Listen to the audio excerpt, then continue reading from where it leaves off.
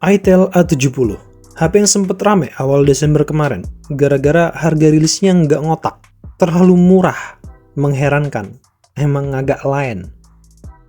Mungkin dari kalian yang ngincer nih HP sampai sekarang, tapi masih ragu-ragu sama kualitasnya. Enak nggak kira-kira? Atau langsung seuzon? Wah, buruk nih HP pasti. Secara kan HP murah ya, entry level, pasti ada aja kurangnya. Lah, yang mahal aja masih ada minusnya, apalagi rempahan-rempeh begini. Tapi setidaknya kekurangan yang dimiliki HP ini nggak ngebuat rugi-rugi amat bagi yang udah beli. Contohnya ya diri sendiri saat ini. Namanya juga pola pemakaian, pasti beda-beda. Ada yang merasa dirugikan gara-gara sektor ini, ada yang merasa dirugikan gara-gara sektor itu, tapi ada yang merasa diuntungkan karena sektor yang lain. Pokoknya ini rangkuman dari hasil pemakaian pribadi, bukan HP orang lain, bukan pinjam, murni HP pribadi. Aku udah pakai nih HP kurang lebih 3 bulanan. Kalau ditanya kekurangannya apa aja? Yang pertama, brightness atau kecerahannya agak kurang gitu ya. Ini sih sebenarnya kalau indoor jelas nggak ada masalah apapun, cuma berlaku kalau pemakaian HP-nya lebih sering di outdoor atau luar ruangan. Apalagi kalau lagi terik matahari tuh, ketika dipakai buat aktivitas yang ringan-ringan aja, kayak lagi duduk santai di luar, nongkrong sama temen, atau lagi beli sesuatu di luar, sembari nungguin sambil mainin HP-nya. Buat buka-buka sosmed gitu, atau ada info penting misal, di beberapa kondisi kecerahan 70-80% masih bisa lah, dan cukup buat ngehandle. Tapi kalau siang nih, lagi panas-panasnya, mau nggak mau harus mentok kanan sih. Dan kalau terus-terusan gitu dalam waktu lama, otomatis jadi panas juga bodi HP-nya. Makin bercabang dah tuh problemnya. Selanjutnya, yang kedua, brightness-nya nggak balance. Selain brightness-nya yang dirasa kurang ya buat pemakaian outdoor, brightness-nya juga nggak balance gitu ketika di set naik turunnya. Contohnya pas brightness terlalu gelap, lagi mentok bawah, terus mau dinaikin dikit banget gitu, supaya lebih pas buat mata.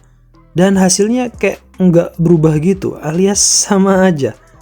Harus agak naik lagi, dan ya kadang kalau kelewatan gesernya malah terlalu cerah. Yang ketiga, layar sakit kalau dipandang lama-lama. Awalnya rada nggak percaya sih sama statement ini. Dapat statement kayak gini nih dari beberapa user itel A70 di grup sebelah. Sebenarnya yang ngomong gini bukan cuma user itel A70, tapi juga dari user HP itel series yang lain. Kalau layarnya agak nggak nyaman gitu kalau dilihat lama-lama. Awalnya kupikir ya namanya ngelihat layar terlalu lama pasti sakit lah itu mata. Apalagi kalau matanya nggak kedip. Ada aja ya kan? Statement macam apa itu? Dan ternyata setelah pemakaian beberapa bulan, ya aku baru paham kenapa mereka pada bilang begitu. Emang sih agak beda dari HP kebanyakan yang udah pernah puluhan atau bahkan mungkin ratusan HP yang pernah aku coba. Ini ceritanya yang normal-normal aja ya, bukan ngelihat layar sampai nggak kedip, sampai deket banget layarnya ke mata, sampai 1 senti gitu. Nggak gitu juga. Lama-lama rabun itu mah.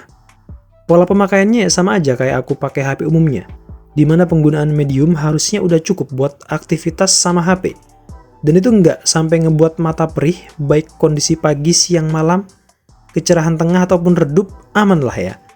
Nah, giliran pemakaiannya bareng nih HP, jadi jilat ludah sendiri deh. Yang tadinya skeptis sama statement yang gitu, ternyata berasa ya, rada perih gitu. Tapi sebagian tetap ada yang bilang fine-fine aja, layarnya bagus kok. Atau mungkin deviceku aja ya kali, yang begini. Selanjutnya, yang keempat, anti gores bawaan mudah baret. Ini gimana ya? Agak sepele sih ini mah.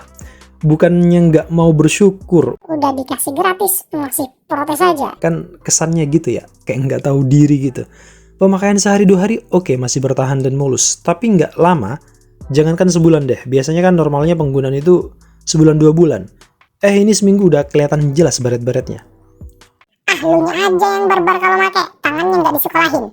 Enggak gitu. Pemakaiannya ya normal kayak biasanya lah. Kalaupun dibawa kemana-mana, ditaruhnya ya di saku atau mentok-mentok di tas. Dan nggak pernah diletakin satu kantong sama kunci atau benda-benda yang agak keras, yang bisa ngelukain si HP. Tapi makasih lah itel, udah dikasih anti gores gratis. Yang kelima, nggak bisa double tap buat hidupin atau matiin layar. Ini lumayan berasa sih efeknya buat penggunaan sehari-hari, buat aku pribadi. Soalnya orang-orang kan kalau udah pakai HP-nya biasanya langsung matiin layar, atau kalau HP lagi diem nih, terus pengen lihat jam atau mungkin ada notif gitu, di tap 2 kali, hidup tuh layar. Nah ini mau nggak mau kudu pencet tombol power, yang mana effort banget, jari jempol harus raba-raba bagian samping, terus tekan tombol lagi. Ah elah, pemalas banget lu, gitu doang. Enggak sih, sebenarnya karena udah terbiasa aja selama ini pakai HP yang lain tuh selalu double tap buat ngidupin atau buat matiin. Dan alasan lainnya supaya tombol power lebih awet aja. Daripada keseringan ditekan, di dalam setting adanya cuma angkat untuk menghidupkan. Aku pribadi sih lebih memilih untuk nonaktifin aja. Yang selanjutnya, aktivasi fingerprint rada lemot. Kalau ada jeda waktu setelah HP lama nggak dipakai. Misal nih pagi harinya lagi habis make si HP, entah aktivitas harian apapun itu, terus udah ditinggal gitu. Dan siang atau sore harinya ketika ada kebutuhan mau pakai HP-nya lagi, pas proses aktivasi fingerprint tuh HP-nya nggak langsung nyala, alias masih loading agak lama. Untungnya HP ini cuma buat HP santai, HP kedua, jadi nggak sampai bikin kebakaran jenggot lah. Kalau desain gimana? Kalau ini sih nggak bakal ku masukin ke dalam daftar kekurangan ya, soalnya sangkutannya sama selera masing-masing. Meski di luar sana lumayan banyak ya yang bilang, Apa-apaan desain daur ulang dari iPhone? Desain norak. Jadi malu pakai HP yang desain boba. Alahai. dan lain-lain. Tapi sebagian ada juga yang bilang nggak apa-apa. HP murah itu nggak apa-apa kalau nggak punya identitas desain. Mau pakai desain gimana pun, it's okay. Namanya juga HP murah, paling cuma dipakai buat kebutuhan ringan aja. Kalau aktivitas yang serius, pastinya pakai HP yang lebih bagus dong. Sebenarnya kalau ditelusuri lebih dalam, bakal banyak kekurangan-kekurangannya, apalagi yang dicari di HP murah begini, jelas banyak. Seperti nggak ada auto brightness, RAM kecil 3GB, sempit banget di 2024, charger cuma 10 watt, UI mirip-mirip sama XOS, malah hampir nggak ada bedanya, kesannya berasa nggak ganti HP tuh. Ya meski itu dan Infinix saudara kandung sih, jadi bukan masalah besar. Terus hasil kamera yang apa adanya. Tapi intinya bukan kekurangan itu yang ku maksud. Itu semua nggak bisa disebut sebagai kekurangan. Soalnya aku sadar nih HP emang semurah itu. Nggak nyampe sejuta coy. Aku belinya 936.000 by the way. Wajar kalau ada yang dipangkas. Lagian kelebihannya juga ada kayak internal 128GB.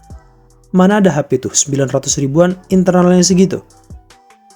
Ditambah keluaran versi terbarunya lebih gila lagi, 256GB. Di range 1,2 jutaan kalau nggak salah. Dan ya, minus lain yang nggak kusebutin berarti bukan sesuatu yang fatal bagiku pribadi. Dalam tanda kutip, kalau pemakaian ringan. Tapi nggak tahu ya kalau yang lain merasa itu kekurangan, bagi kalian tandanya emang pola pemakaian setiap individu beda-beda. Gimana menurut kalian? Dengan segala kekurangan yang kusebutin, semengganggu atau semenghambat itukah buat aktivitas sehari-hari?